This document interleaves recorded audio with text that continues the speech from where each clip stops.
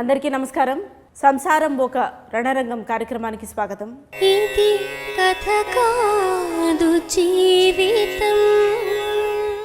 మన ఈ కార్యక్రమంలో చాలామంది అభాగ్యులకు, ఆదరణ లేని వారికి చేయూతనందించి వారి సమస్యలను తీర్చి ఈ కార్యక్రమం నుంచి బయటికి వెళ్ళిన తర్వాత వాళ్ళు తిన్నగా ఉంటున్నారా లేదా తెలుసుకొని వీలైతే బెడ్ తీసి వాళ్ళని దారిలో పెడుతున్నాము.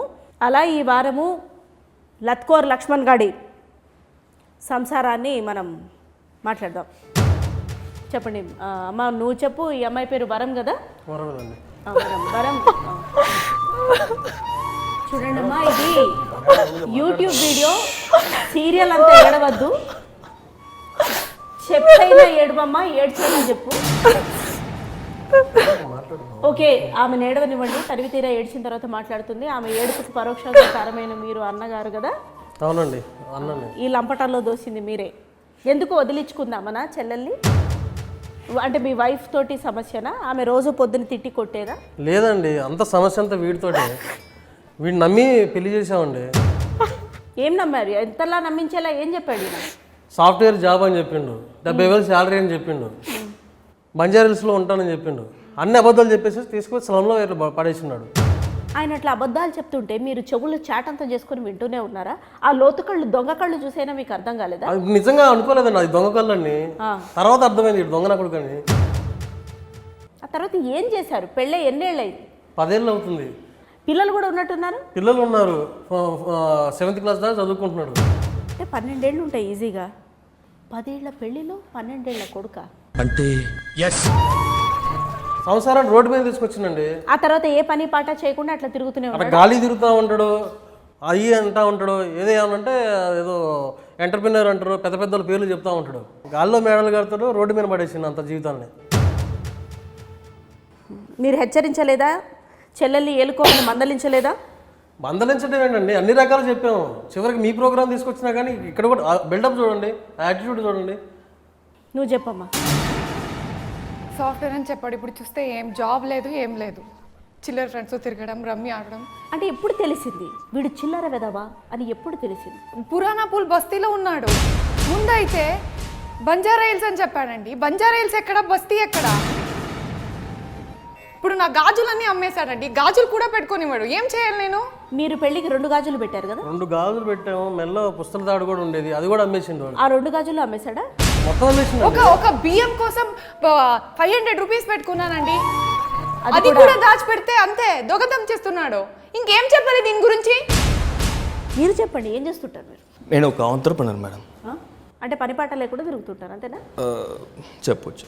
బట్ లిసన్, నా డ్రీమ్స్లో అన్నీ వేరే లెవెల్లో ఉన్నాయి ఇట్లాంటి మేడం. గాలి చెప్తా ఉంటాడు. నేను మాట్లాడుతున్నాను కదా, నేను మాట్లాడుతున్నా. నేను మాట్లాడుతున్నాను కదా మేడం. నెక్స్ట్ నేను ఇలాన్ మస్క్ అవ్వాలి, ఇండియన్ ఇలాన్ మస్క్ అవ్వాలి. చూడు, నువ్వు డ్రీమ్ అవ్వడం, కళలు ఉండడం తప్పు కాదు లత్కోర్ లక్ష్మణ్. కానీ ఆ లత్కోర్తనాన్ని కళలు కనడంలో కాదు, ఆ కళని సాకారం చేసుకోవడంలో చూపించాలి. నువ్వేం చూపించావు? ఆమె కాన్పు చేయడంలో చూపించావు.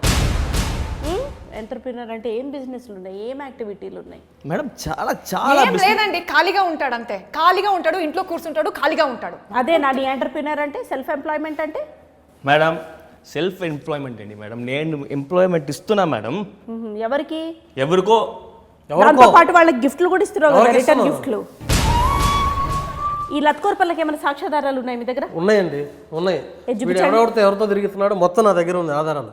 చూపించండి మేడం, ప్లీజ్ నమ్మకండి మేడం. నోరు మీద చూపిస్తున్నావు, మొత్తం నీ బండారంతా బయటపడుతుంది. ఆగు.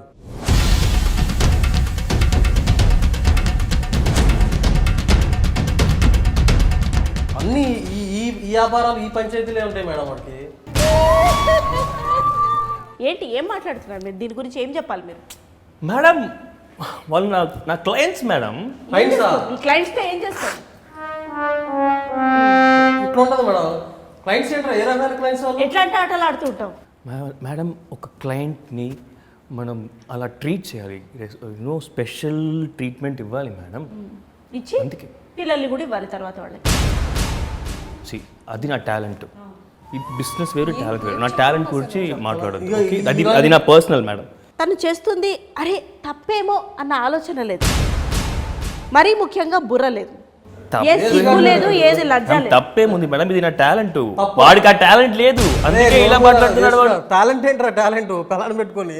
ఇప్పుడు మీ ఇంటి పక్కన ఇట్లా కష్టం చేసుకొని బతికే వాళ్ళు లేరా అమ్మా? మీ ఫ్రెండ్స్ ఎవరైనా? ఉన్నారండి, రాజ్యం అని ఉంది. తనతో పాటు ఇప్పుడు తన హస్బెండ్ ఏమున్నాడు శీను, ఎంత బాగుంటాడండి. ఫ్రెండే, నేర్చుకోవచ్చుగా, చూసి నేర్చుకోవచ్చు కదా. చూస్తున్నా మేడం, బాగుంది. చెప్పుతో కొట్టా. బాగుందండి, ఏం బాగుందా? ఎక్కువ ఏయ్. చెప్పమ్మా. సిగ్గు జ్ఞానం ఏమన్నా లేదా? ఇంకా ధైర్యంగా మాట్లాడుతున్నావు మళ్ళీ సిగ్గు లేకుండా. నెత్తి మీద రూపాయి పెడితే పావులా కూడా విలువ చేయం. ఇంకా అంత బంగారం లాంటి పిల్లనిస్తే అబద్ధం చెప్పి మోసం చేసిందే కాకుండా 10 ఏళ్ళు బారులు తీసుకొని పడుకొని అన్నీ ఆరేసుకొని రమ్మీలాడి డమ్మీ అయ్యి అమ్మాయిని డమ్మీ చేసి దొమ్మీలు చేసి నాటకాలు ఆడి ఏమవి దొంగేడుపుల నిజమేడుపులు ఏంటి? ఇవన్నీ దొంగేడుపులా మేడం, ఏం నిజాయితీ కాదు. ఇట్లాంటి చాలా చేసింది. చాలా చూసామండి ఇవన్నీ. నాకు అర్థమైంది మేడం, సారీ మేడం, సారీ. నాటకాలు మేడం, నాటకాలు వదిలేస్తా మేడం. కాదు లత్కోర్ లక్ష్మణ్, నువ్వు ఇప్పుడు సారీ చెప్పి తప్పించుకోవడానికి లేదు. దీని తర్వాత నువ్వు అడుగు వేసుకోవాలా, మనకి తగ్గట్టు మన పని చేసుకోవాలా. ప్రతి ఒక్కళ్ళు అక్కడికి వెళ్ళిపోతే ఇంకేంటి? ఓకే మేడం, సరే మేడం. ఇప్పుడు మనం ఒక నేరస్తుడికి, ఒక కర్కోటకుడికి కూడా మనం ఒక ఆఖరి అవకాశం అనేది ఇవ్వడం జరుగుతుంది. అది మనం సామరస్యంగా సమస్యని మనం సాల్వ్ చేసుకోవాలి. ఎందుకంటే ఇది వివాహం, 2 జీవితాలు.